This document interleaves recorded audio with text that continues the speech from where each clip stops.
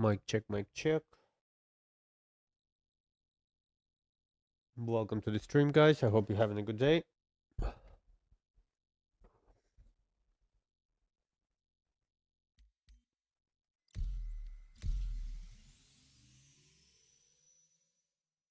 Mic check. Yep, we've got the sound. Okay, we're doing great. Thank you, guys. Mic check, mic check.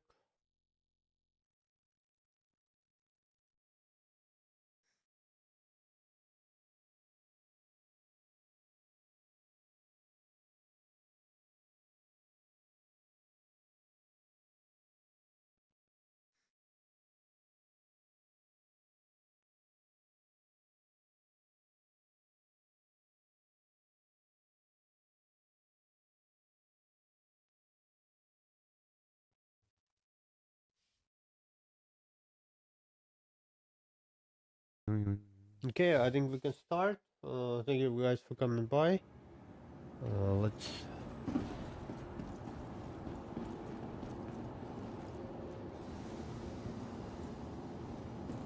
get our ship.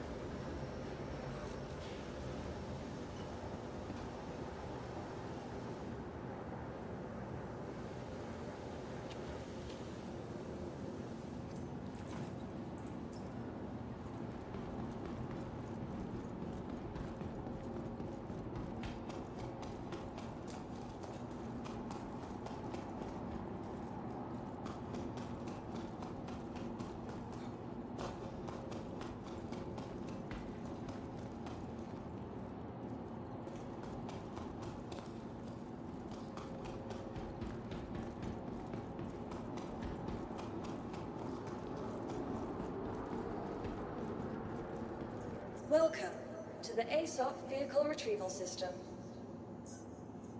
Your insurance claim has been sent. Thank you. Okay, we're gonna start watching any minute now. Let's get our ship. Welcome to the ASOP Vehicle Retrieval System. Your vehicle has been delivered.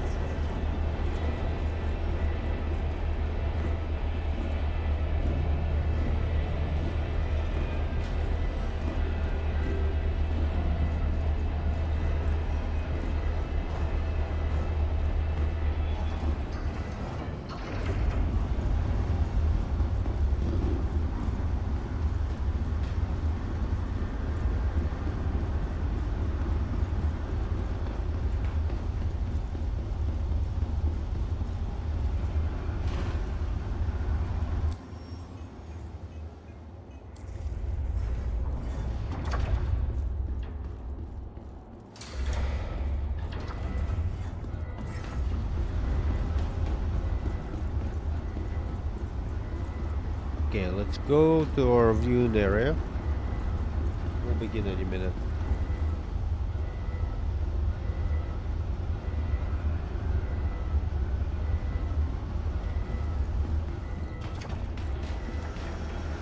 What?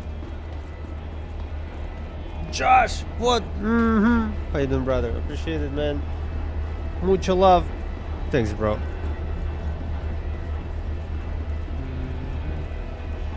Super excited, man. Thank you. How was Scully, by the way?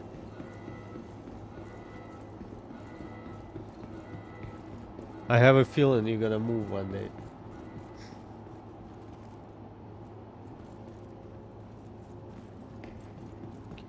Bring our ship in here.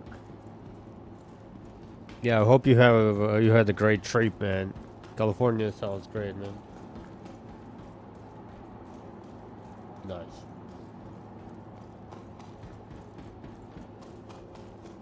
Oh, the weekend. For some reason, I thought you were there more than a week. Yeah.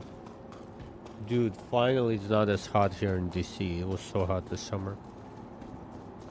Way nicer nowadays. I appreciate the sub, man. Thanks a lot. I can't wait for you to start streaming again. You're so good, man. I love watching you stream. Especially Daisy. Very entertainment.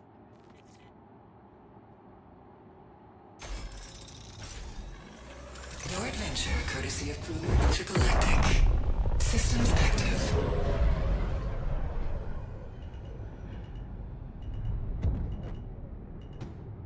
Safe arrival.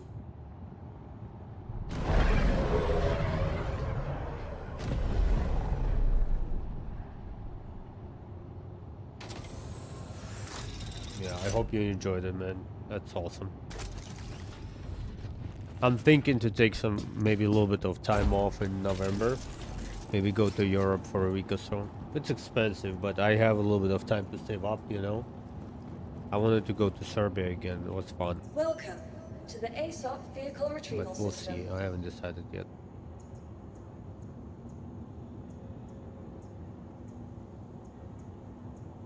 Okay, we're gonna watch Star Citizen live. Is there usually a sound effect there? I don't think so. Hi, everybody. Sure. Welcome to Star Citizen Live, emanating directly from our offices, the office part of the offices where we spend most of our actual day. Welcome. It's been a while. I'm your host, Jared. On the show this week. Nearly forgot it. On the show this week, for our Ship Showdown Q&A, our two big vehicle directors here in the UK office, Mr. John, I almost said John Curtis. Wow. I just caught myself from saying John Curtis. Mr. John Crew and Ben Curtis. John, Ben, say hi. Hello. Hello. So we've got to get used to the camera swapping. To Yeah, whoever's Zoom does the talking. camera swapping. John, say something more. Oh, hello. My name's John. Right, that's Please John. Zoom. That's John. John has also just moved offices. That's why his Yeah. background is a little bit plainer. Yeah, you just moved offices. I'm still in the office I've been in all year, but it's we're not used to being in here. So yeah, hi everybody. If you've never seen Star Citizen Live before, it's where we take about an hour out of the end of an occasional week and answer questions from you, the Star Citizen community. At the end of last week, we put up a thread up on Spectrum and asked you to submit your vehicle-related questions. We're doing this show because we're in the middle of Ship Showdown, which is our big annual knock 'em, sock 'em, drag 'em event where the raft loses in the first round. Too soon. You need to talk to Yeah, I was surprised the that people who Raph made the lost. bracket because that was so unfair. And so we're just going to jump into it. We went to the thread. We grabbed a bunch of your questions. I do want to say no. I want to say no before we jump in. Pretty good questions this week. I've been doing this for, on and off for 11 years. And a lot of the times we have to skip through a whole bunch of the questions because the questions aren't really on the topic, or they're for a completely different team than the team that we're doing, because people don't always think about, oh, there's that team, there's that team, there's that team. They all kind of work together, but we only have this team on or whatever. Questions were pretty good this week, so we were able to basically take our 30. We usually do about 30 in the course of an hour. We were able to take our 30 from the top 40, so we didn't have to skip many at all. So we are just going to jump right into it, and the first question, which is the most upvoted question if you account for how many times it was asked throughout the thread, and then combine all those votes. The first question is simply 600i rework when? Oh, it went to me. Oh. I see it went. You can answer that. So yeah, we've done the concepts. We've already shown some of that, I believe, last year. Sorry, it kind of blurs a little bit. It's no production work is currently happening on it, and it's not on our sort of like rolling 12 to 18 month schedule at the moment. I think everything we showed. A lot of people love that ship. 600i is absolutely beautiful, yeah. It's large, but it's a beautiful ship. in the concept still valid. I think exterior-wise, pretty happy with where the ship is. It's mainly down to interior layout changes and making a better use of the space that it's got. It's got quite a lot of space, and it's got a fair amount of wasted space. And then also the kind of like the changes we want to do to make sure it's works much better with the kind of the different modules and the different layouts that we need. Yeah, you covered most of it. I think the only real things to add there is everything we showed with those concept images is pretty much accurate still. Big highlights being the Explorer gets a medical bed and the cargo bay of it gets large enough to hold a Nova tank. And why it constantly, well not constantly, why it never seems to happen is that really 600i owners have a functional ship. So when it comes to prioritizing what do we want to work on next, redoing the 600i takes the place of something else that doesn't exist yet. So still super excited to do it. I think it's going to be a big update when it happens, but it's just finding the right time to do it. Yeah, and I think it will be nice to kind of put a little bit of polish on some of the Origin ships. We've not done an Origin ship for a while as well. Yeah, it would be nice to kind of give it a little bit of love. Yeah, I know. We go into our, I think it's our 6th or 7th 2026 schedule meeting next week. And next week, and I'm hopeful we're going to get an Origin ship in there. On to the ninth edition of the schedule. Yep. Just in case people think it happens willy-nilly. It goes through a lot of iteration. And yeah, for the people in the chat, I can't call you out because there's so many of these. When did we start answering when questions? We're going to have a couple of these. And the when questions we're going to be able to talk about are the ones that are like, it's not coming anytime in the next 6 to 12 months. I think it's important. It's not the information anybody wants to hear, but I think it's valuable to folks who want to manage. It's important for managing your expectations and stuff like this. We don't want to string you along or whatnot. If we know something's not going to come in the next 6 to 12 months and whatnot, some of these questions we're just going to tell you. To me, it makes sense. It's the right thing to do. So that's why we answered that one.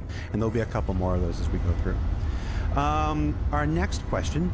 How many existing ships need upgrade/polish before engineering can be released? Now, this is a backdoor question trying to glean some insight into engineering, but I'll let John and Ben answer about the ship part of that, since engineering is not technically a ship content feature.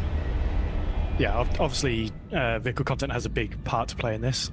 So there's sort of a two-part answer here is what's needed from the vehicle side to release the feature and what's needed to have the feature fully functional, bells and whistles and everything. So what's needed to release the feature from a vehicle content side is all the ships support it right now.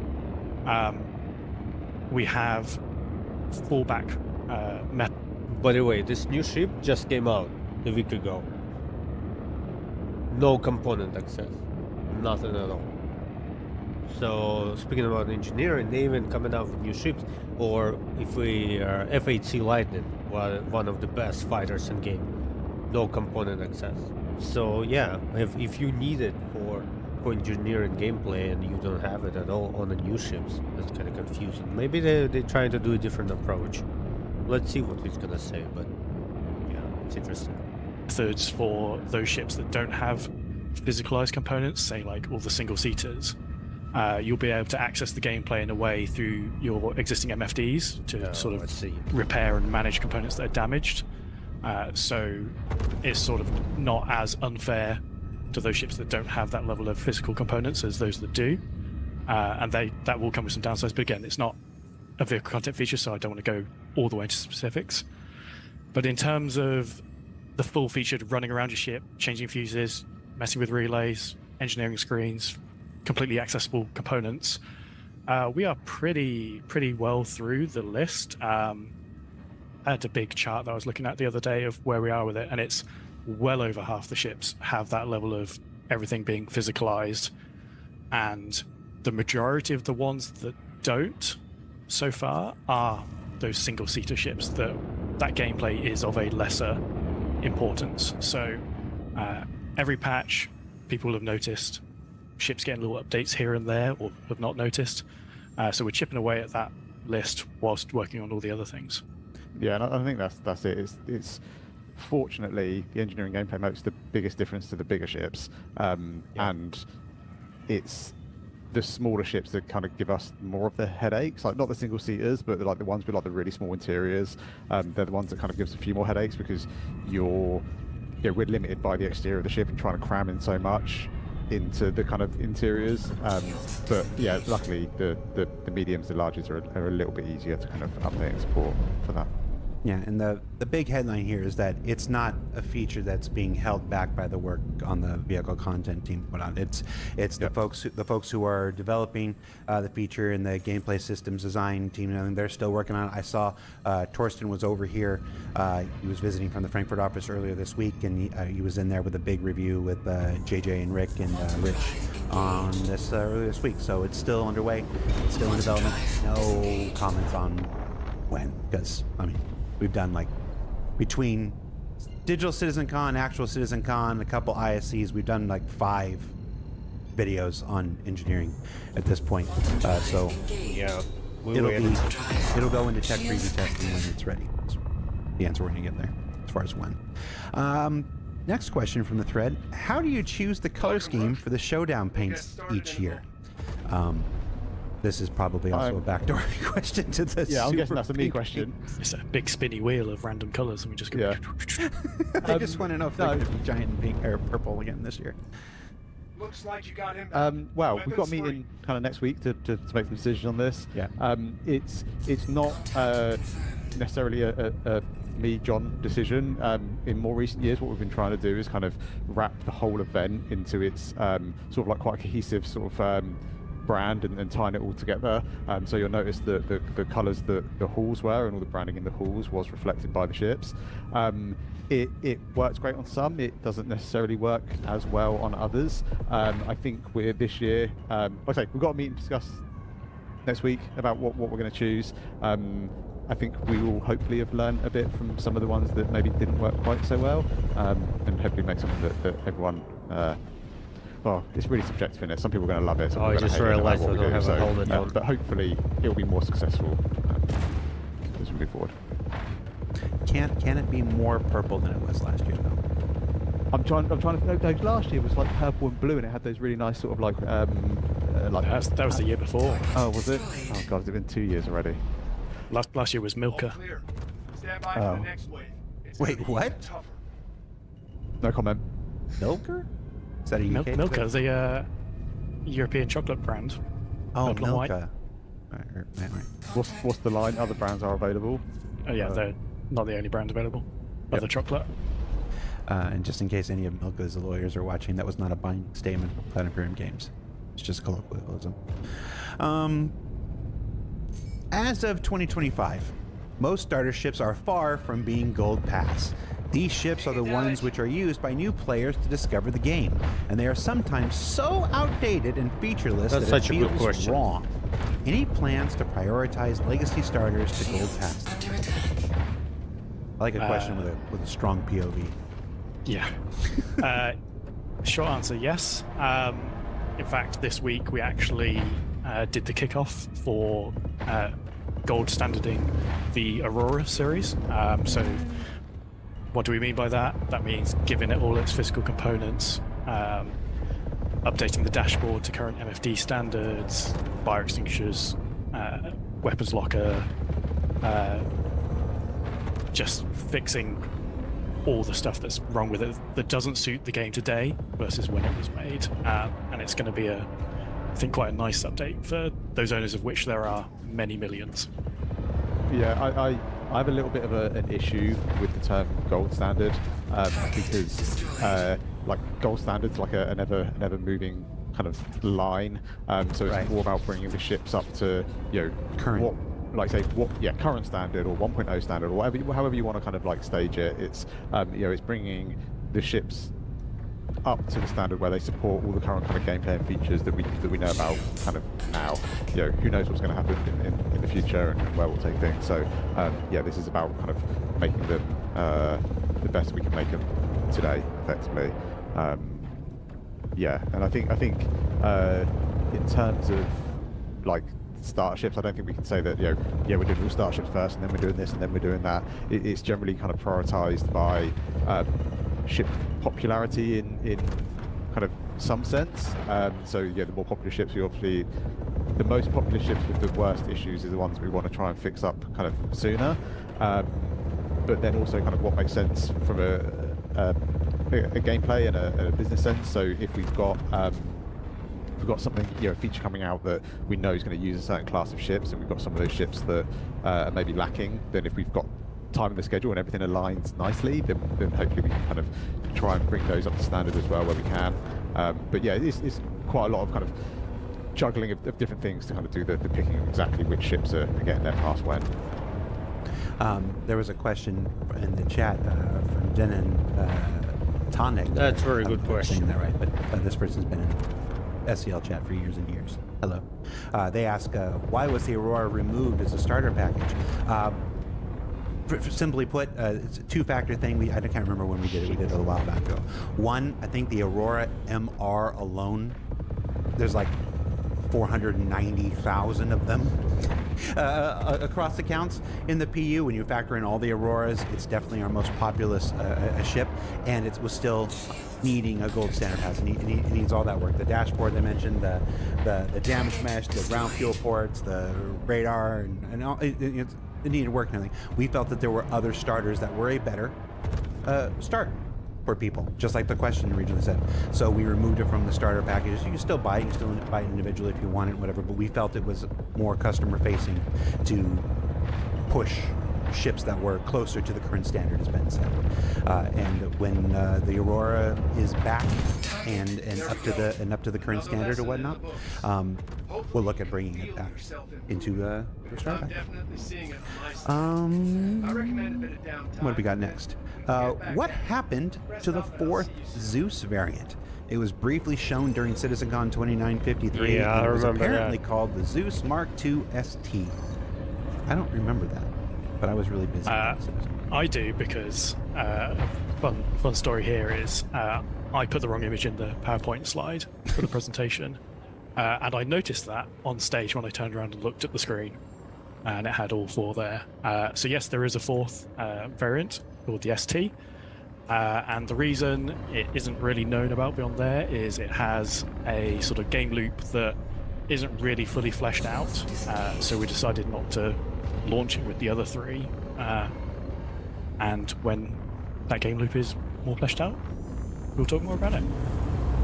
Yeah, it's one of those things we try. We don't always succeed. I love the Zeus. Let's just be One of my favorite honest here. ships. We don't always succeed, but we try not to push ships that don't have the relevant requisite gameplay at the same time.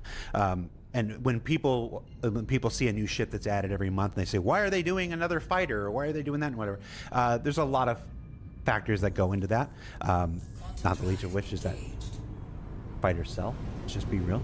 But it's also most of the time when people are like, why aren't you doing this ship, or why aren't you putting another ship with this? It's because we're waiting for the gameplay systems to mature. Before we put more ships out in that loop. Again, it doesn't always work out that way. Sometimes the schedule's a schedule. But wherever we can, we do try to not push ships that don't have the requisite gameplay or all the requisite gameplay and stuff. Again, there will always be exceptions. How is ship modularity coming along? I mean, it's out there now with the Retaliator. It is another one of those things along with the Hull C that took a long time, and we talked about it for a long time in SCLs and ISCs. It's out there with the Retaliator now, so really the only thing that stops it spreading further onto other ships that we promised it with is just simply time and resources to go through those other ships and do it. It's the same reason we haven't done the last 1 or 2 modules for the Retaliator. In terms of They need to catch feature-wise, up with it's other there. ships. It's working as much as we need it to work for ships such as the Apollo, which I'll say now is coming out next month. Oh, with really? This is so all of cool. its modules, so all 6 modules. So it has the left and right Nice. tier 1, 2, 3 modules, so you can mix and match between them all. Next month, Um, September. there might be Wow. some ships that I can't think of in the back of my mind that have a feature inside their modules that doesn't work yet. But if that's the case, we're probably not working on those ships anyway. But yeah, modularity as a feature works. Yeah. It's technically 6 modules, but it's 2. It's the left and right with It's a, the left, a tier yeah, 1 because- bed, a left and right with the tier 2 with 2 tier 2 beds, and the left and Yeah. right with 3 tier 3 beds. Yeah. So it is technically. I 6. still get confused by the tiers. It's the wrong way around in my head. It is. We do everything in Star Citizen is generally tier 1 is your starting, and then you go up. And tier 2 is more than tier 1, and tier 3 is more than tier 1. With the Apollo, because of whatever decision we made back in 2018 or when I think it matches actual first responder injury stuff. I'm not sure. I don't remember. Oh, I guess that makes sense then. But it's inverse. So the Apollo is the only one that's inverse, where tier 1 med beds are the best of the med beds, and then tier 2 are the medium, and then tier 3 are the lesser ones. That is confusing a lot of people. We're like John said, the September promotional ship, the flight ready ships are the Apollo triage and the medevac, and our brand folks are onboarding and having to learn about this and stuff like this, and and yes, it keeps being a continual point of confusion for everybody inside. But we're paying for the sins of 2018, us. I saw the command module recently being added to the public roadmap.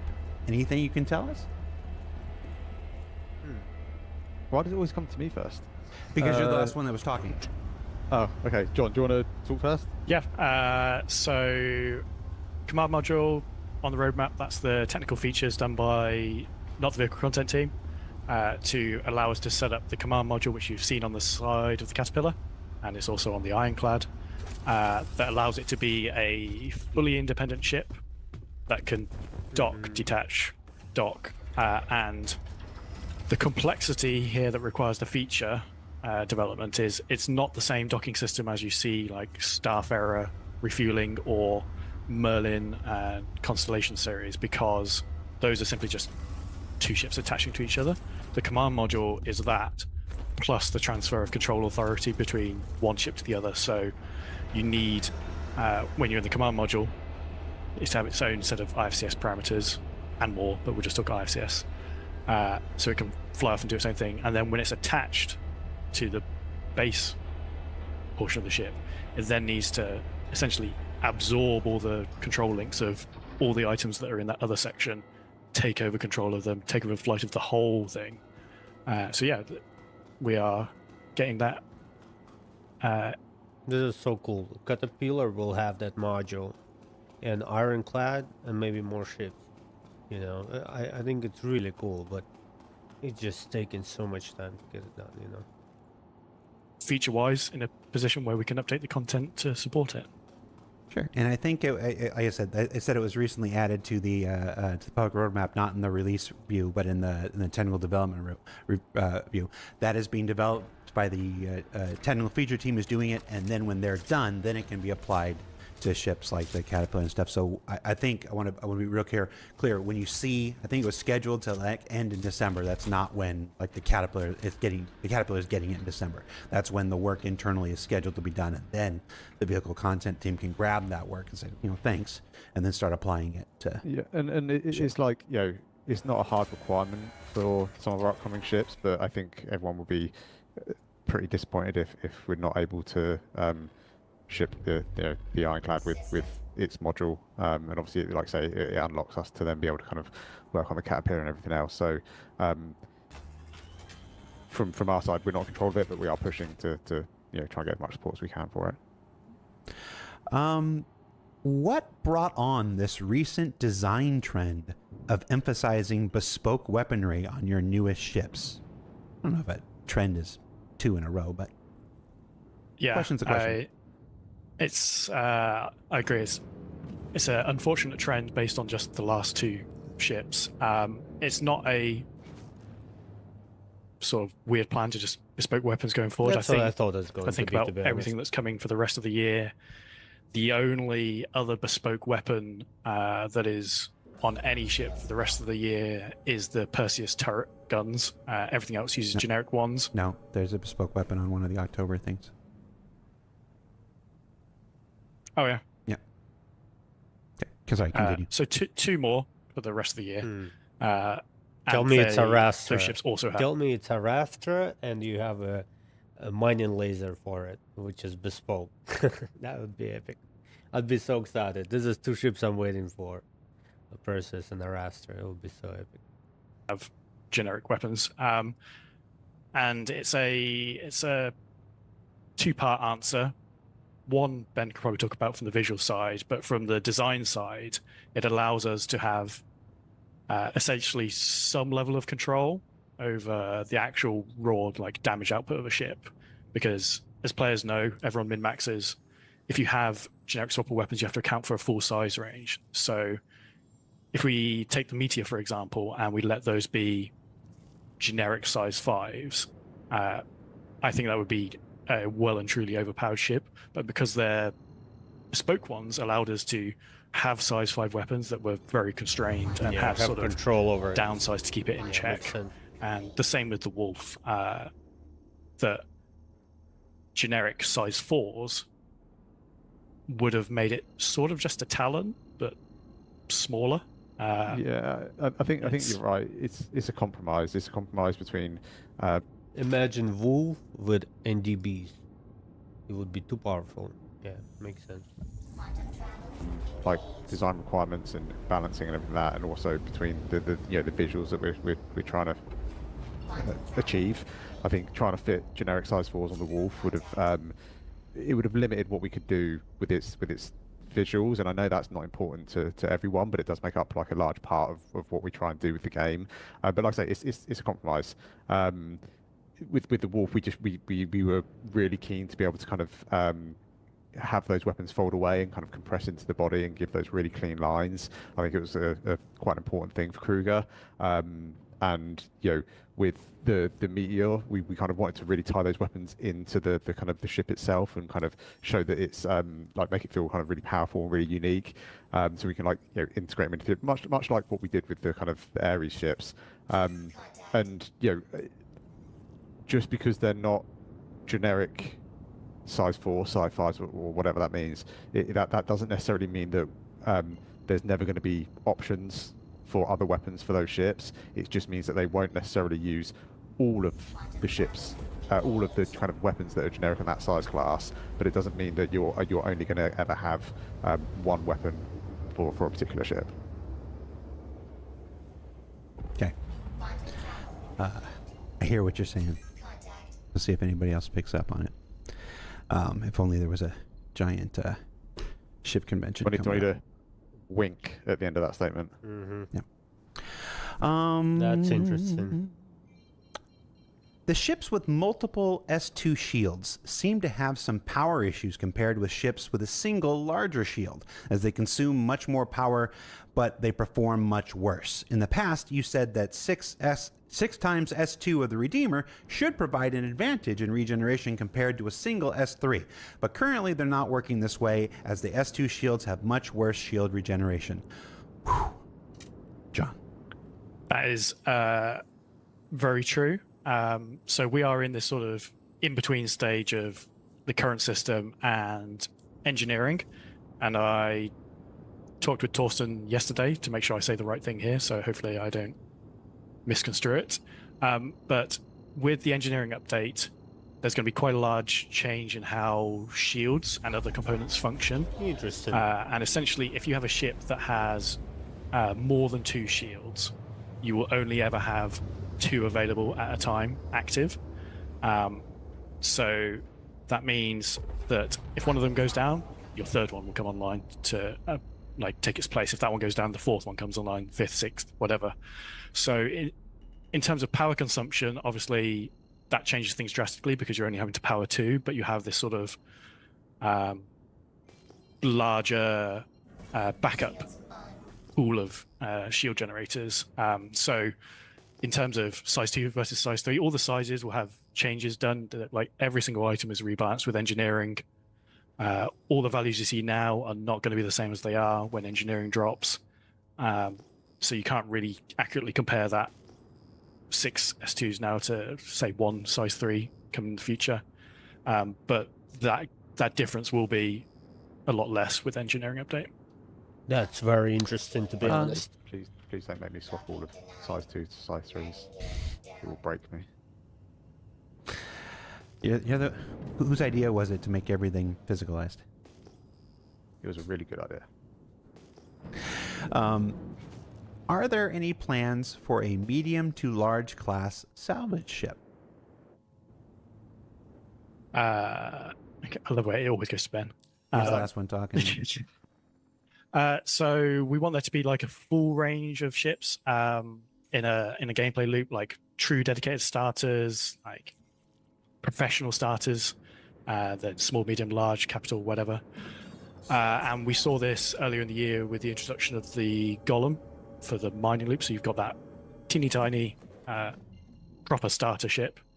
And for salvage, we want to have that as well as this medium large ship in the future to fill them out, fill the range out. Need an orange salvage ship. An orange one? Argo? Yeah. Why an orange one? Because I think salvage suits orange ships. All right. All right. I'm just gonna ask this question, then I'm gonna go get a drink. Backlog ships plan? Mm-hmm. That's a good question. Yep. Let me know. Obviously a very popular topic, rightly so. It's always, like we've talked about this over the years lots, it's always a balancing act. At the end of the day, the company and the project is funded in a particular manner, and traditionally new ships sell well. But that doesn't mean we can't not do the old ones. We have to do that. But it's always a balancing act between fresh new content, updating the existing content so it suits the game as it is today. Like I said, we talked about with the Aurora, that isn't really suitable for the game today. So we need to fix things like that. And then we also need to finish and deliver on the backlog ships. And that changes year to year, quarter to quarter, and that ratio. It's something we That's we an put a lot honest of kind of answer. I discussion like into that. and thought into as we're kind of like planning out the years and what we're planning on doing. And I think we kind of generally look at what we're working on in the 12, 18, 24 kind of month. Ben, I'm sorry to interrupt. Can you move your mic closer to your mouth? We can't hear you. Oh, I'm very sorry. Yep. Is that better? Yep. Yeah. I was just kind of echoing what John said. We basically, we put a lot of thought into it. We're kind of generally planning like 12, 18 months and ahead. And having a bit of a look at like where the backlog is, which, like I say, is something we do every time we're kind of talking about what ships next. If you take into account the sort of like the next kind of 18 months or so, after that we'll be left with maybe kind of like 2-ish a year that we haven't delivered. Maybe some years 3, maybe some years 1. But I think we're we're definitely trending on the right trend. There's a few manufacturers that've got like 1 or 2 vehicles left. It'd be great to kind of get them kind of done off the backlog, and then we can really focus about kind of new and exciting stuff. I feel like we've made a decent effort, and we're kind of like we are getting towards the kind of like the end of the list. Yeah, if you look at the existing backlog ships, and we said this before, that we don't want to release ships without their gameplay, whether that's like feature-wise or game loop-wise. If you remove all the ones that, as of today, like if we could click our fingers and instantly magic a ship into existence, if we remove all the ones that don't have features in the game today or fully functioning game loops, that backlog list is quite small. I think you've got the G12s, which I know there's a question about coming, the Liberator, the whole series, Odyssey, and then the rest of them are ones that sort of really do need a game loop to make their use be good in the game. Yeah, I'm glad you mentioned that, because I was going to jump in there and stuff. It's often what happens is we have to interpret what the request actually is. People want the ships. What they're really saying is they want the gameplay. They want the gameplay that is associated with that ship, and we, the people in this call, are not entirely in control of that destiny. As everybody knows from our statement at the beginning of this year, certainly not all. It's been kind of exaggerated, but a bunch of our engineers and programmers and stuff are on Squadron, closing that out. There are still many gameplay programmers and engineers on Star Citizen working on crafting and base building and engineering and the new inventory system we showed off on SCL a while ago, stuff like this. So, but there's never enough people to work on everything all at one time. There just isn't. So you guys can make those ships when the gameplay team gets around to making that gameplay and stuff like this. But when you take those ships out, somebody in chat mentioned the Endeavor. The Endeavor's gonna. Let's just be real. We're gonna be waiting a while for the Endeavor. Yeah, for sure. When you take those gameplay ships out that don't have the gameplay, their backlog is actually pretty reasonable and stuff. Even the Banning Merchantman requires NPCs and being able to set up your own shops with NPCs and stuff, and that's feature work and stuff. So it's always a balancing act. We answer some version of this question twice a year, every single year, for at least the last half decade, and whatever. The answer never really changes, but there's always new people. So I want to make sure it's a thing. We'll keep answering it because people want their ships and people deserve to have their ships in as timely a manner as possible. But we have to balance that between gameplay services being available and, quite frankly, the needs to continue pushing the project into new directions at the same time. So it's not easy. 12th question. I don't know why I said the number. Raylan cargo pod system, valid or needs rethinking? I don't know how to Okay. to be honest. I'll check. Okay. I think it's. Can I say both? I think visually, it's valid. Like, we really like where it is visually. And we have been doing a little bit of investigation on this kind of fairly recently, trying to work out what we want to do with it. I think what that has kind of led to is the cargo value is probably going to change a little bit, and I think we will need to do a little bit of concept work to get the kind of the visuals to a point where it still looks cool, but it is kind of it's practical and it makes the ship kind of good to use, because the last thing I really want to do is push us too far down a particular route with the visuals that just mean that it's an absolute pain to play with. So I think we need to find that compromise, like we kind of keep mentioning. But they are valid because I like what they look like, but they need a little bit of tweaking to make work. Yeah, they are gonna use the existing SCU cargo system that we have in the game, so they're not gonna have some That was weird the important bit, bespoke wasn't it, that I should have said. Xi'an cargo Yep. shape cargo. It's going to use the same SU ones. It's going to take 32 SU containers, but we have some ideas on how we're going to sort of wrap that up in the GATAC style language, and then the cargo capacity is going to go way up. I'm not going to give a number here. We'll give a number later on, but it's up.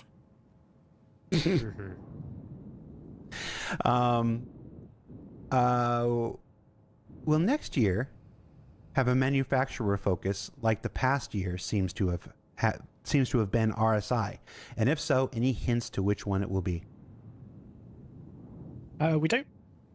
This is going to sound weird after what has clearly been a year of RSI heavy ships, but we don't really pick like a manufacturer theme for the year.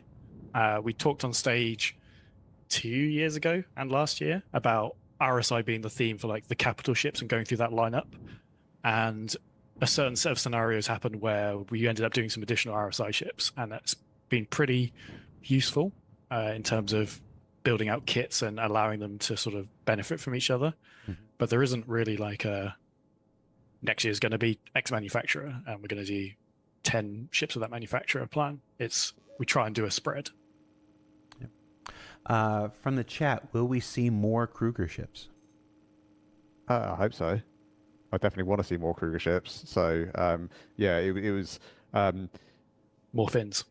more maybe more fins. I think things like the Kruger ships, the Sula and stuff like that, stuff that is a little bit more blank canvasy when you kind of get to start with it. It is a very exciting challenge. I think if you take some of our existing manufacturers, you kind of know what you're getting. You know what you're getting with the Drake ship. Doesn't mean they're not fun, because it's great to explore their processes further, their manufacturing further.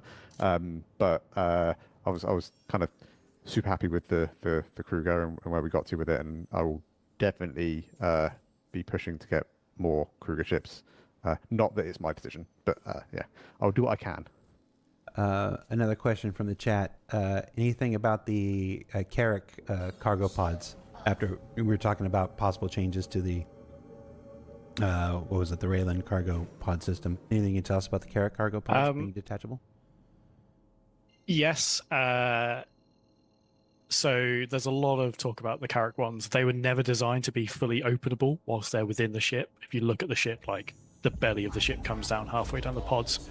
We did some work last year, early this year, to improve the opening, but they're never supposed to fully open whilst in the ship.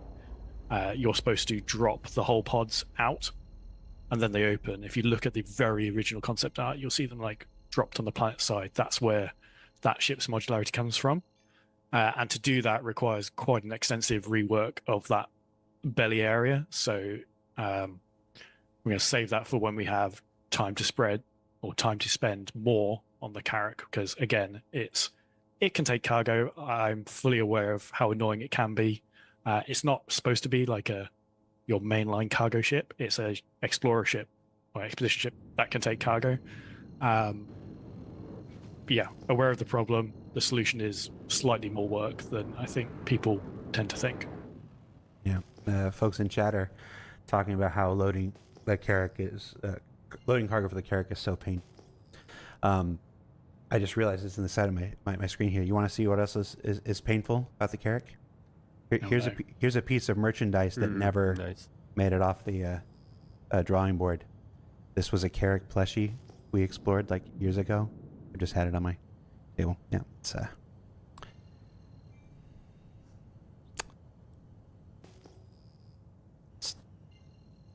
not good.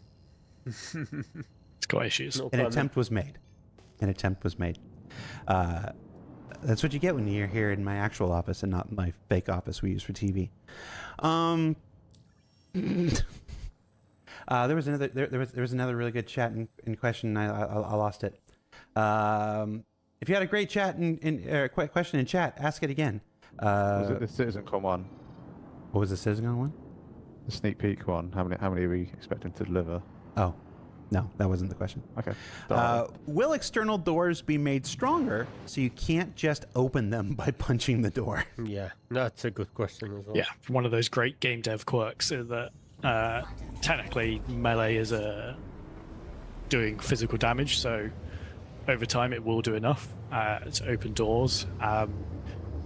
Short, midterm, we're going to be bringing in, hopefully alongside engineering, like the concept of armor having minimum thresholds damage, like damage numbers. So punching would just never exceed that threshold to allow you to open doors. Longer term, Maelstrom does this out the box. It's functional now in Squadron. Like your punch doesn't do enough kinetic energy for the system to even care about, so you'll never be able to break it like that. And as the interim, until that comes into the PU, engineering will hopefully bring the sort of lightweight version of that approximates the same outcome. I found the question. Sandman 0888 asked. No, he didn't ask it. I lost it again. Wiseman 93 asked, "Will medical beacons return with the Apollo?" Boy, howdy! I sure hope so. I'm not going to sit here and say it absolutely will, because that's still roughly a month away. But we are making every single attempt to get those things back online. They were causing some really weird issues. Well, most people, you don't need me to explain to you what the issues were. It was just filling up the mission logs and making them unusable and stuff because of other changes that we made to Onyx facilities and stuff like that. So they were pulled down this month so that they could make some fixes. The things that have tormented medical players unfortunately won't be addressed in when they come back. This is just about restoring their functionality that they had a month ago. But we will have more information about medical gameplay and the future of medical gameplay and stuff to go along with the Apollo when that launches, as John said, next month. But second to that, every single opportunity is being made to get medical beacons back for next month, because I'm just going to say it. It's really silly not to have them on the month you're trying to launch the Apollo. And I'd really rather not have an unforced error like that. But we don't always get to control our destiny that way. So people are trying. I'll say that much. Considering how many ships have been getting PDCs, including things like the 890 and the Reclaimer, will the Ironclad be getting some too? Very specific question. Yeah. Sorry, Iron Chad owners, that you're not going to get them. They're really designed for military capital ships. I'm aware the 890 and the Reclaimer has got them. Those do not fit that bill, and the Constellation Phoenix. But that's because they were originally promised with them as part of their original design brief. So that's why they have them. But there's no plans to give them to the Ironclad. There is a new vehicle with a new kind of PDC coming soon. There is. Where there's a will, there's a way.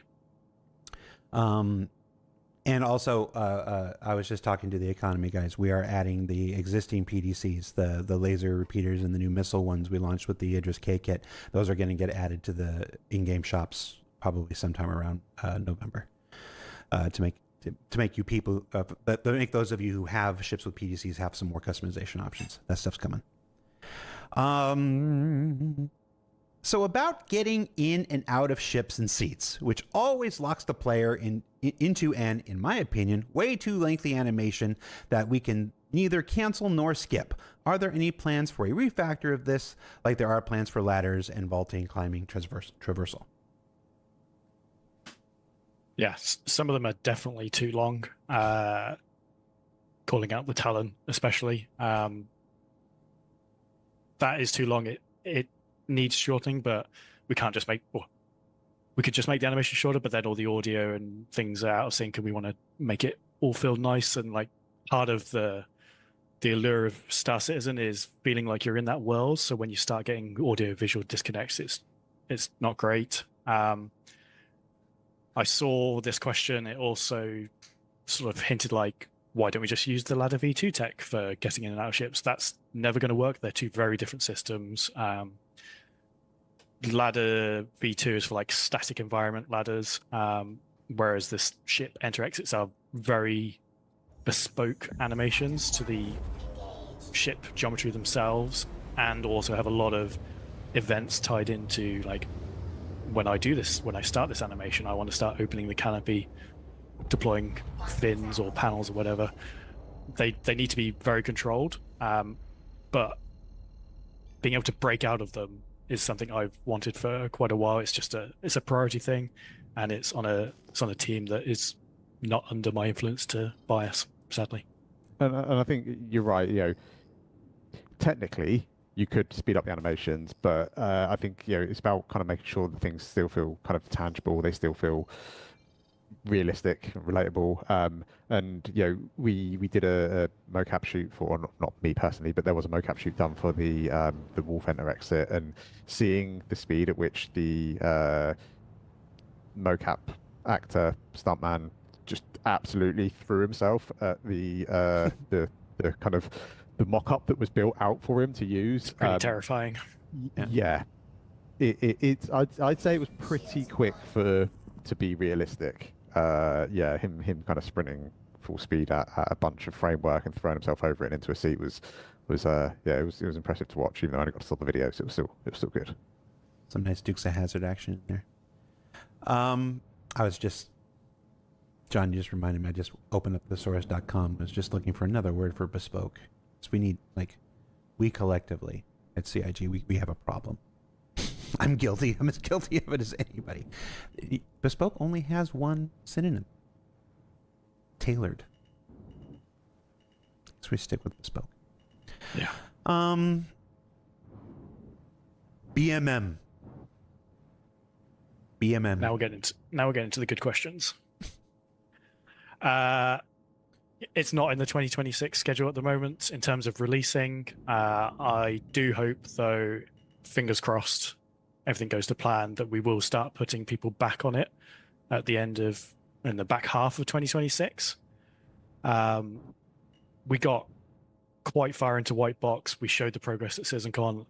It's not moved an inch from where we last showed it. Yeah, that was quite a tough thing to show, because we wanted to be honest about it and show Yeah. where we were up to with it, but also appreciate, if we're still on stage going, look at the BMM, everyone's going to be like, yeah, it's coming, and it's like, I'm just trying to be honest. So I think, as John says, we're hoping to get artists and designers and the content team kind of back on it next year, but that it's not currently in the schedule for next year's release.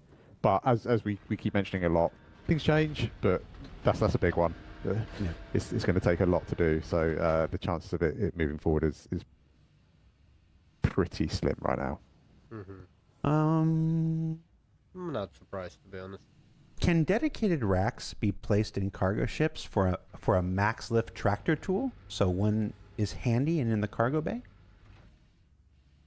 I don't see why not. It's a pretty valid use case. Some of the ships we have later in the year do have weapon racks near their cargo bays. I don't know off the top of my head whether the max lift shares. So the way you decide what goes in each rack is a combination of size and tags.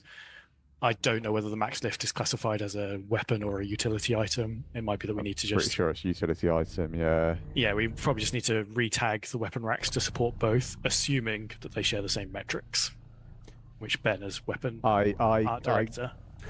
cannot remember without looking, so yeah. Sorry. I'm going to leave the camera on you for this one, Ben. How hard is it to create paints for the currently available ships? How long we got? Like, if I start waffling too much, tell me to shut up. It's really a mixed bag. I think if you got a black ship, you want to make it red, it's relatively straightforward. It's relatively straightforward for me. We have some material settings, we can change that, it's fine. Everything we do still needs to have, without getting too technical, new entities set up, it needs to be plugged into all the existing ship setup. It needs to be tested, it needs to be named, it needs to be go through market. There's a whole host of other departments that aren't just like color swatch red, done. But making something kind of just change colors like fairly straightforward. The difficulty comes really when it comes down to if you've got a ship with a particular kind of paint breakup. So if you've got a ship that's by default it's silver and it's got a little bit of blue or whatever, and it looks great, that's cool, and you can put a bunch of different combinations on it. It looks great. The problem comes is a lot of time we're trying to theme like packs around particular kind of colors or ideas, and as soon as you start kind of trying to get tints to work across multiple ships that have been set up in different ways, it becomes quite you can make some really ugly ships really easily up on white. So it can take, you've got to be a little bit more kind of careful with that sort of stuff. One of the things that kind of limits us a little bit is our breakup is kind of baked into our ship models. So we don't have the ability to kind of just go, okay, actually I want to make all of these panels one color, this panel another color. It's like it has to work with everything. So that can kind of add some complications. For unique paints, they're a larger investment of time. All the graffiti stuff we did earlier last year, earlier this year or end of last year, I can't quite remember. That stuff is a bigger investment of time. The issue that comes with that is there's a lot of additional geometry that we need to add onto the ships to be able to support the kind of designs. With that additional geometry, you then have to go back in and reset up damage, reset up UVs, reset up vertex colors and wear, pump it all through the LODs. It gets quite complicated quite quickly, and on top of that, you then have to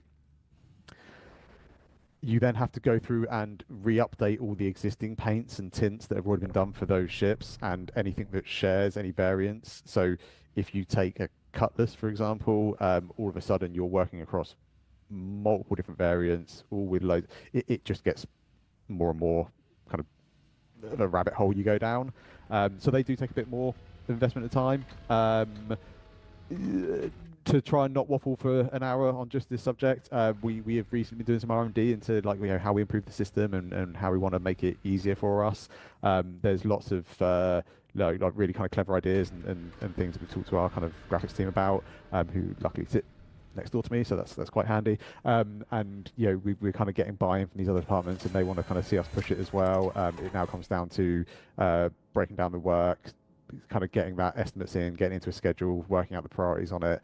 So I do hope that we can make better paints quicker in the future. At the moment, it's I wish it was just the easiest like color swatch pick go, but it's not. And I know there's a lot of games out there that do that. There's a lot of racing games that do that, and they allow you to do like full liveries across it. But the scale of our game, the texture resolution that we work to, you try putting a unique texture on a ship that's 250 meters long, you very, very quickly see the limitations of unique unwraps and unique texturing, which is something that just doesn't work for a game of our scale, and it's not a compromise that anyone's really, especially me, is willing to make when it comes to putting them out. Like, I'm not having low res, low quality artwork all over the side of our ships. Sorry. No, good answer. Check your check Teams for a question while I ask John a question here. Okay. John, can you give us any more info about other Retaliator modules? Obviously, we need to do the ones that we sold back in the day that were not delivered, which I think is the living quarters and dropship ones. Before we do any further ones, there are no concrete plans for additional ones. But if I get my way, I would do a medical bed one, just because I think that would be a pretty good utility to it. I know a lot of people have asked for an actual bomber module using bombs. Yes. I think I would That was me. Personally. That was you. We call it the Retaliator bomber. In that case, no. I would probably go the route of letting the existing torpedo racks be swapped to bomb racks as an option rather than a wholly new module. But we could go either way. It makes sense to do an actual dedicated bomb one, but we've got two paths for it. All right, so that question I was trying to ask slyly, we're almost out of time. I was asking if we could get some extra time with our guys without putting them on the spot. They both graciously said yes. So we're gonna keep going because we have some more questions that I'd really like us to get to. Now I lost it. Any progress on the PTB rework and its backlog of paints, including the Best in Show one that was initially shown at least 2 years ago? This is another great little fellowship task that we keep putting in the schedule, and then it gets removed because something runs long or something needs to come forwards. Yes, still planned. I think we did show a concept of it. Yeah, I know we did concepts for it. I don't know if we've shown it with the STV, maybe. Because we did. I don't know, maybe. Yeah, I'm sure. I'm sure we've shown it somewhere. When we did the STV and we showed the other one that we never made, the other. The UTV. UTV, I think it was there. We did. Yeah. We showed the whole family, like, so you could see the lines.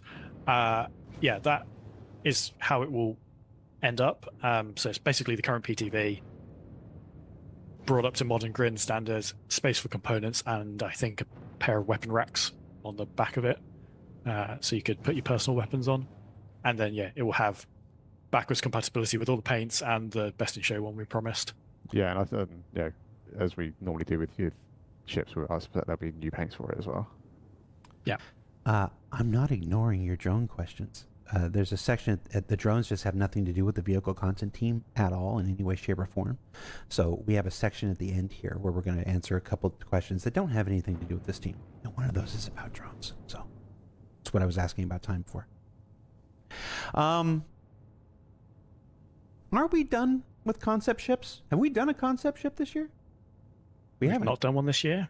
No, we're not going to do one this year unless something manic happens in the next few months. But I was going to say, we got 4 months. We can't whip up a new concept that fast.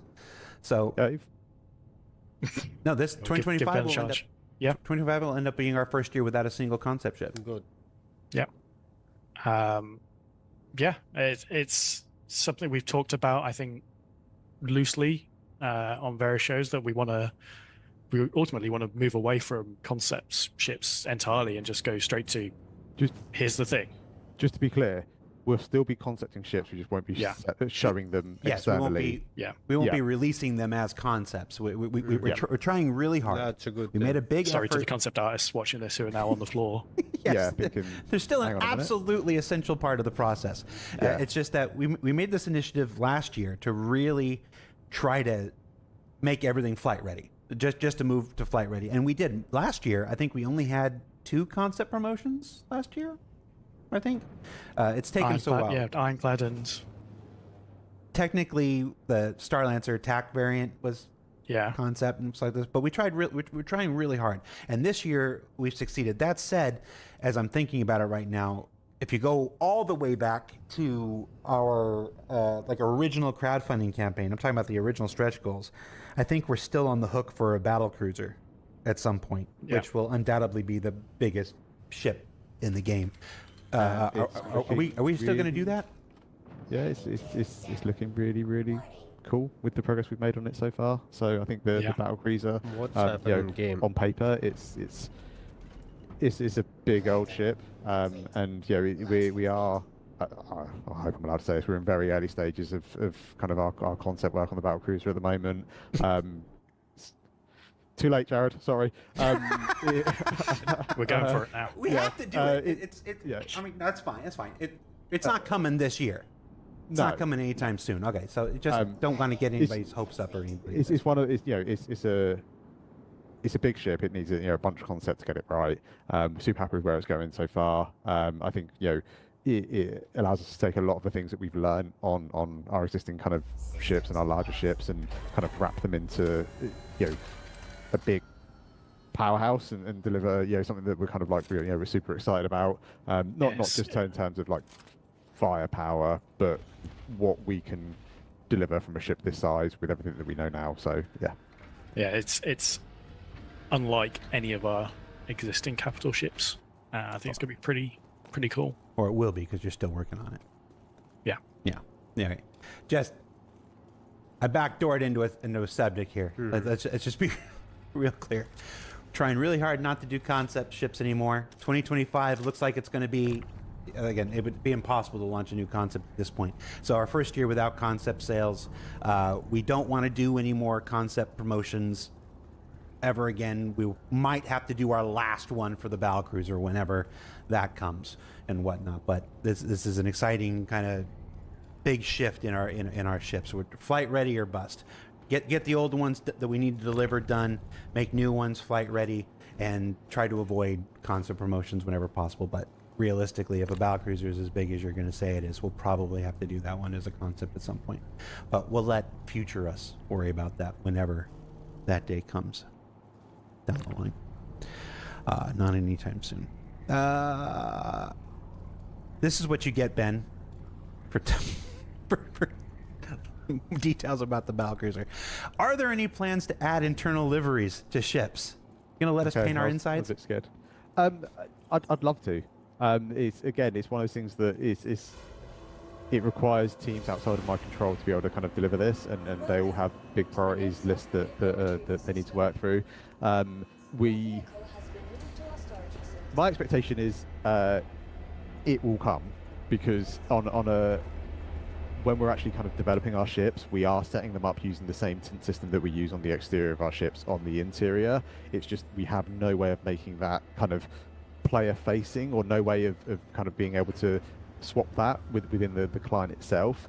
As we make the work, though, we set them up in the same way where we have we effectively assign different IDs to different areas of the ship, and they will take on, we set those materials to take on a tint, and then we tell it what that tint is. So it means that on like the back end for the last I want to say like 18 months or so, we've been kind of making our ships like that, so that when that feature comes online, we've kind of we're already kind of trying to work a little bit smart and not accrue more kind of tech debt and more rework that we need to do on ships. So I am all for it. I can't make it happen on my own. people in chat are asking you to show us your Pokeball collection. Oh no, they're not Pokeball. Well, I'll show these, John. Sure. Too late. Don't Too know late. what you're showing. They are like Oh, there. patches. Yep. Yep. They're an internal thing we do for our team that ships. Anyone that works on a ship gets their patch. Yep. And that's what's on the windowsill behind you. They're just lit up from the little bit of sun we get in this country. Yep. So that's pretty cool. That's by the way, that's a I've got to thank John for doing that. He's the one that takes care of and organises it all. So I get to show off John's good work. It reminds me I need to do last year's ones. Yeah. Because we're only up to 23. What happened with the wolf not being gold standard? Is there a conspiracy? Yeah. here? Yeah, I saw all the Reddit inspection posts about this. Like, it's some secret CIG conspiracy to stealth lower the standards of the vehicles. It's not. Ultimately, we wanted to release the Wolf in August, no matter what, and we just didn't have time to do everything we wanted to do for the Wolf to get it out the door in August. I saw plenty of comments saying, "Oh, it only takes 30 minutes to go model these patches." If could've there's done any that. artists out there that can model, animate, UV, do all the technical setup, LODs, get it engine ready in 30 minutes, we have open hires. Please apply. Job postings but- at cloudimperiumgames.com/jobs. There's a lot of work beyond the actual physical modeling, and some of it has to be done sequentially as well, rather than work in parallel. In that, Welcome. if we're going to do the components, we can't do like the final damage mesh until it's all done. We can't do the final UVs. We can't do the final LODs. So that time we spend doing those components just delays everything later and later. So whilst it may be this amount of the whole schedule to do it, it shifts the whole date back. But they are in progress. I saw a video today of them all in engine, looking pretty cool. And they will be coming in a patch before the end of the year, along with some other Wolf-related things. That we possibly hinted at earlier in the show. I see the chat saying, so you want to have one ship a month. Some months are going to have 2 ships. Next month has the triage and the medevac. Months like May had 4 or 5 ships. We have a lot more. Yeah. A lot more than. Yeah. November has a lot. Yeah, it's not a prescriptive thing. If the Wolf wasn't ready, if the Wolf wasn't flyable, if it wasn't an enjoyable experience, if it wasn't usable, if people couldn't play the gameplay with it and stuff like this, then no, we would not have released it. We would have held it. But a couple component bays, knowing that we can get them in to a relatively recent subsequent release, that's not a thing to hold. That's not a thing worth holding a release back. That's all that is. But yeah, I don't think it's any mystery. We're shooting for a ship almost every month, if not every month. I mean, I think if you just look back at this year and last year and the one before that, that becomes pretty self-evident. That's not any new information. And that's not new either. Even in prior years, I can't remember a patch we did where there wasn't a vehicle released in it. Yeah. It's mostly just, you're right, we changed to the monthly patches now, and so that becomes like that. But it's just, we've tried to have something included in every patch for a while now. We just do more patches now. Where is the bloody G12? There's that question you hinted at. Where is it before. Where is it? Where is it? This is another one of those vehicles that goes on the schedule. It's a nice little clean cut. Here's X weeks of time. We've got a strong concept for it, and then something happens and it moves, and it's really annoying because it would tick the box of all the Origin ships done, and I think that would be, I guess, with the exception of Kruger, the first properly complete manufacturer lineup, where we've released them all. Yeah, I'm looking at my wall trying to see if you're right, but yeah, I think, like I say, I'd love to get it ticked off. I'd love to get them done. They're super cool.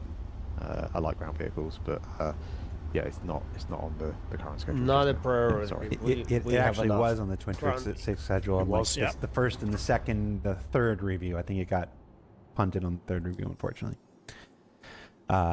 Just so folks, get a sense of how many times we review this, and how many times it's revisited, and how many times it's refactored because of a whole bunch of factors. Why do you bring more and more single-seater ships with size 4 or even size 5 weapons? Don't you know that those are making not only makes it looking size 3 and smaller like toys for children? That's why I would read it. Sorry, but these sizes are meant to be armor-piercing, so for shooting down bigger multi-crew ships. This is totally contradictory for a multi-crew experience if the one-man army is able to kill the group ship all alone. Sorry, I wasn't trying to be. I was having trouble just reading it. Sorry. Yes, those bigger guns are designed to take on larger ships. Is putting them on smaller ships a problem? I don't think so. We have ships like the Ares that is a single-person ship with a very big gun designed to take on larger ships. We want there to be a wide range of gameplay styles, but what we don't want is like we always refer to it internally as like the Jesus ship, where it's the best ever, and every ship owner wants their ship to be their ship. They want it to be the best handling, the most damage output, the strongest health. Yeah. But whacking a pair of great big guns on a ship doesn't make it instantly better than another ship, because we balance it alongside, not mentioning any ships in particular, we balance that alongside the handling and the armor. Brains failing. So yeah, the Meteor, which I'm guessing is probably the source of this question. I remember. Yes, I remember for like the week before it released, everybody was on fire because it was supposed to be the most OP ship in the world and was going to destroy everything. And then people got their hands on it and they're like, "Oh, I guess not." Yeah. Like I say, it's balanced around what it has. It has those big guns. They're tuned in a way that makes them not particularly effective against light fighters and small, fast-moving stuff, but better against larger ones. It doesn't have the shield and health to take hits. Its handling is great in a straight line, but not angular. And we have all these different options for if you want to play a certain way. There's a ship for that, but they're not. There's not like A beats B, C beats A in every single category. And I think from my side of things, I think Welcome. Hopefully we're building a universe that has space for all sorts of different ships, and be it little single seaters with big weapons, or be it big haulers and cargo stuff with no weapons, and I think we're building a pretty wide-reaching game, or at least I hope we are. And I think as long as it doesn't break kind of like player immersion, as long as it doesn't kind of break the enjoyment, I think there's a massive amount of space for a variety of ships, and as long as they're all balanced, which, as John says, there's loads of different levers and strings that the clever people can kind of pull to make sure that the ships kind of work with each other, and we're not making something that's really overpowered. But purely from a visual kind of side of things, I think as long as it's believable, I think there's room for all sorts of fun stuff. At least I hope there is. Yeah. I'm not sure how much closer you can move your mic, but you're getting quieter again. Am I getting quiet again? Sorry. Yeah. Do I need to stop? It's all right. He's alone in his office right now. He's just, people think that we're like professional TV personalities or whatever. People forget that most people here are just normal people. Well, not John. John's not normal. And also, I've got like not normal. A crowd of people working right out front of me. I get embarrassed shouting at the top of my voice. Shoutcasting episode. Yeah. I did. I took my one swing at shoutcasting at the anniversary live stream that nobody talks about anymore. Never again.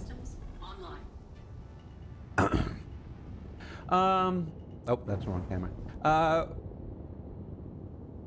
Gaming Llama Spaz in the chat asks, will we get more Star Kitten paints?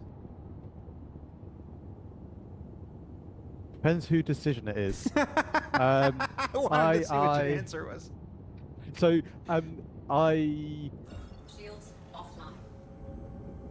It's not as simple as you It think, says people. It's not as simple as you think. We will, because they're very popular. Would I like to see another Star Kit in paint, or would I like to see something that is equally as fun, that is slightly different? I'd probably take something equally as fun that is slightly different, but I know there is a lot of love for the Star Kitten. I think for me, it's why.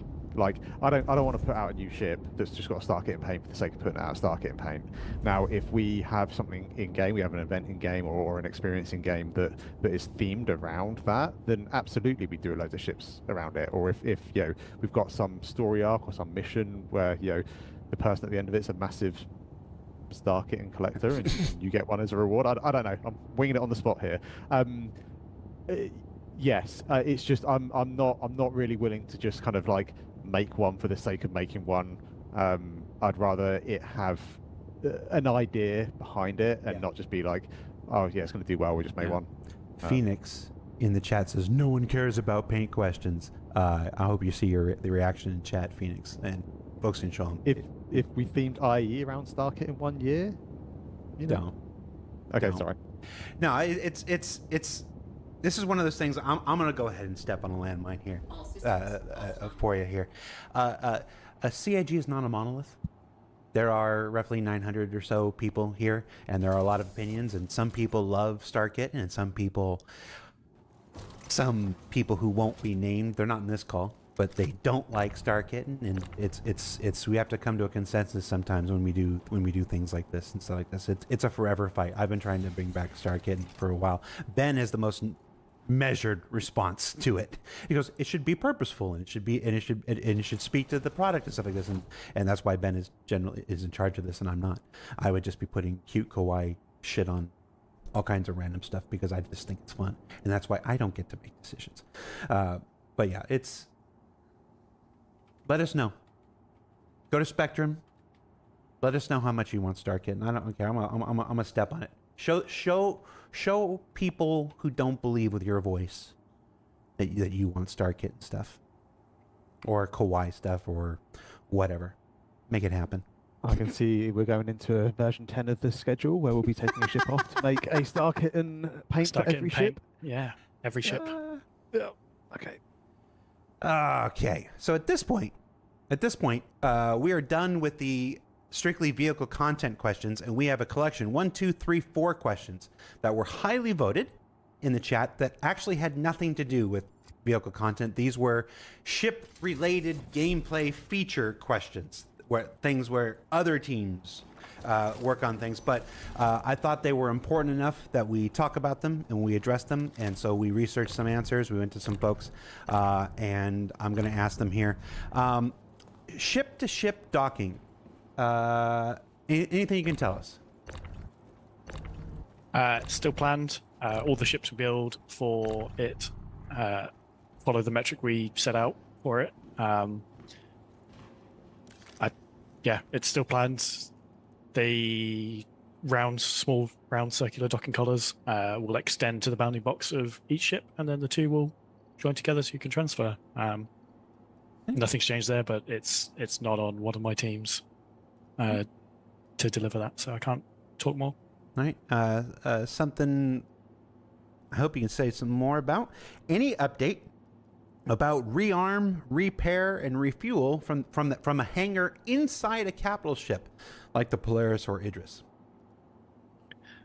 So this is one I can talk a bit more about. Like, this is on the feature team schedule to be delivered in the near future. I'm not going to give a date, and it's required as as part of some other planned content, where we're going to allow ships to land inside, select other ships, and then be able to refuel, rearm, repair on board those ships using the parent ship's resources inside their cargo grids. So if you've stocked up your ship with RMC and hydrogen fuel, the ship that's landed in will, at this moment in time, it may change when it releases, use the existing Mobi-Glass repair rearm screen and go, I want to repair rearm, and it will take it from the resources.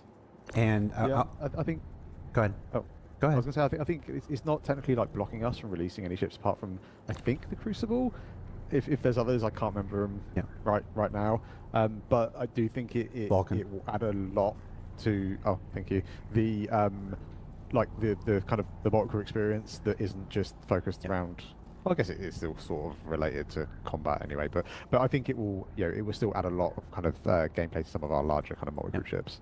Now, I do want to clear up some stuff, folks, for Kemi. Hey, Kemi. Been a while. And folks who are saying Ironclad and Crucible and stuff. No. This is what John said, and I want to reiterate this here.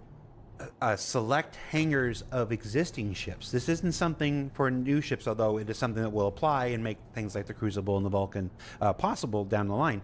This is making it so, let's just take a ship with a big hangar as an example, like an Idris. If you have extra munitions, you have extra fuel, you have extra repair goop or whatever sitting on your cargo grid, and somebody lands a ship on the same cargo grid, you can reload, rearm, refuel, and everything from that stock. It's not going to be every ship, it's not going to be every hangar, but there will be, like I said, it's on the feature schedule right now, and it's necessary for some of the interesting content that we have scheduled for the next year. So know when, but it's on the schedule and being actively working on, and it's needed for some of the goals that the gameplay teams have. So it'll be a really cool thing for ships when it comes. Did I get that right, John? Yes. Okay. Since we have revealed that the Apollo is coming next month, how are drones such as repair and medical coming along? Welcome to the Cool. ASOS It's the drones question that chat It's has the been asking drones for. question. So drones are being developed as part of base building. Obviously, the Apollo is coming next month. That So means base building is coming next month. that's not what it means. Or someone in chat says that. Drones will not be releasing as part of the Apollo launch. We'll rip that band-aid off now. When we were developing the ship, obviously the Apollo, I want to say it was 2017 originally concepted. 17 or 18. I remember. 17 or 18. The idea of medical gameplay then is very different to the idea of medical gameplay now. And to the ASOS we have vehicle retrieval people working on updates want to to the know. medical gameplay system right What now, is it? has been moved to a storage facility. beyond what we talked about, the medical beacon. And when we were looking at the ship, the drones was this sort of grey area. They said they would do one thing in the concept. That sort of doesn't really apply in the game loop we have now for medical. They predated tractor beams and just the whole respawn mechanics we have now. So we have left space for the drone bay in the ship. We've not got rid of it. The space is there if we find a valid use case for them to exist when drones as a feature exist. But the Apollo will launch next month That's without fine. drone gameplay. Now, I do want to add that because the Apollo is launching next month without the drone gameplay, we are going to do something else. We mentioned those modular bays that the Apollo has. The left and right tier 1 bed, the left and right double tier 2 beds, the left and right 3 tier 3 beds. In the past, when we've added modules to ships like the Retaliator and whatnot, we have sold those modules individually. We are not going to do that with the Apollo. So I'm here to tell you now we are going to include all 6 modules for free Good. on every Apollo SKU.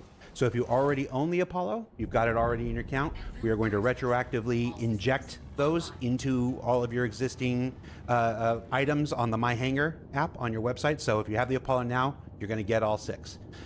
If you purchase the Apollo when it comes out in September or at any point from now on, it's not like a limited time thing. If you purchase the Apollo from any point from now on, it will come with all 6 bays. So that's just one of those things. We were just looking at it, and it's like for all the reasons John said, absolutely completely valid about not including the drones at this time. We still felt there was something more we could do to kind of ease that switch over. So this is what we're going to do. So I didn't forget anything. I'm asking you, John, did I forget anything? No, I don't think so. I like I say, we're aware that there are some issues with medical gameplay at the moment, and beyond just beacons being not there, and we're wanting to try and fix some of those things and improve the whole, like not just fix things, add gameplay to the medical stuff, but hopefully we'll get that for September, if not soon after. And there will be some more changes to med beds and how they work. They're getting some additional functionality and stuff, but you'll learn more about that when that promotion stuff goes, closer to the event. Last question. Any update about being able to relog and or log in on our friends' ships and beds for the crew? I believe there are some bugs with the current system. That is probably the root of this question, but I'm not the team that is responsible for fixing them, so I don't have the answers to when for those. But I do want to talk about how we want to deal with logging in and out going forward in the future. We want, and I think Rich has talked about this before, we don't want to exclusively gate logging in and out of the game purely to ship beds. We want to allow you to do it anywhere, but there's consequences to that. It's just that beds will have bonuses. Like if you log out in your ship bed, it's better than just logging out on the floor or somewhere. Interesting. And that means you will start seeing some ships where you go, that ship would have been really cool, but why does it not have a bed? Probably utility, where we're sort of taking that design mindset going forwards. So yeah, expect to see some of these changes going forward in newer ships. Like obviously exploration ships, where you're supposed to be out long duration, will have beds and everything. But those sort of smaller, short-term ships may not have them anymore. Gotcha. So just want to reiterate here, because again, this is an early design change. It's too early to go into a whole lot of the details and stuff.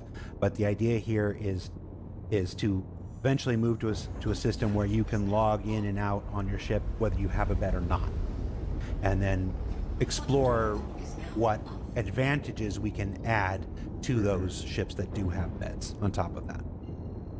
I don't mind that. Yeah. Which we can't talk about now because we're still exploring what those might be. All right, cool. But for people like, oh, my ship doesn't have a bed, I can't log out. Well, that's we're working towards minimizing the impact.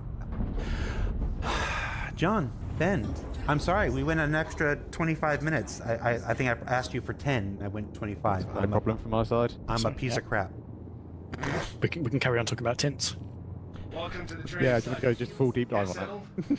Some examples lies. No, that's probably all right. Guys, thank you so much for taking your time to be here. Hostiles inbound. Obviously, we don't do as many shows as we used to. Part of that is the big change to monthly content. Part of that is the big change to we haven't released a whole lot of new features, which was mostly what ISC tended to talk about. Part of that was, as you saw in ISC last week, we don't want to spoil the content anymore. We're at the point we're making some of the most exciting content we've ever produced for Star Citizen. We'd really like you to get in game and experience that stuff without having every single thing spoiled for you on ISC. So we knew all that going into January, so the video content has changed a bit. But when we do get to have these times to sit here, I really appreciate you coming on the show and then taking the extra time to answer as many questions as possible. And again, a shout out to the community on this one. I think I did at the beginning, but the questions this week were excellent in general. There were a lot of things that we wanted to talk about. So thank you so much for doing your part. That said, there will be no show next week or the week after.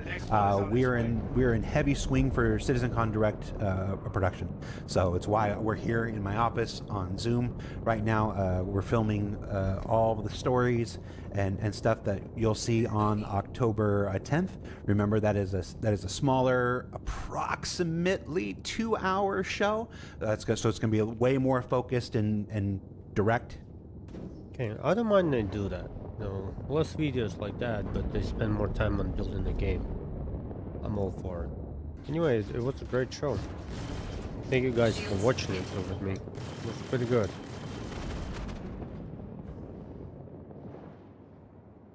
Let's deal with this boys here.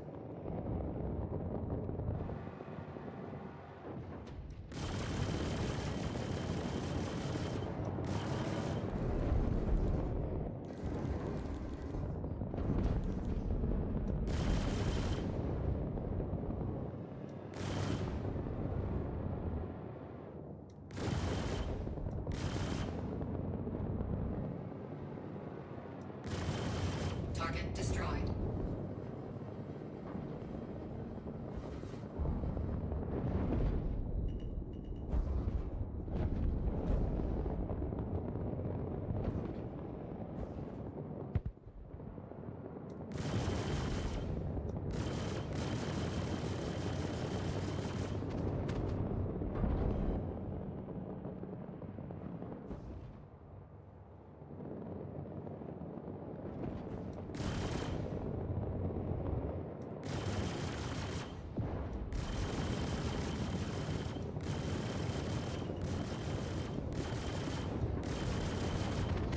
Shields hit.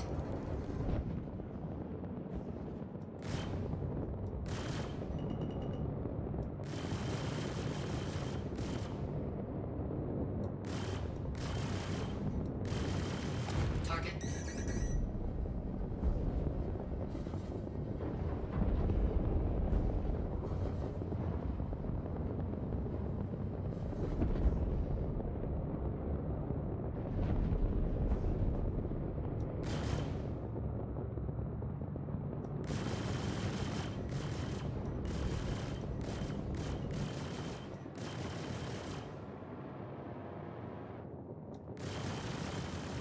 Target destroyed. Take a deep breath, Rook. You pulled it off. Another lesson learned. Hit the showers. Celebrate. And I'll see you when you're ready for the next one. For lack of a better word, I almost use words bespoke than traditional citizen cons, so it'll be a different experience. But remember, there are also watch parties. There's a bunch all over the world, including 9 that we're specifically sending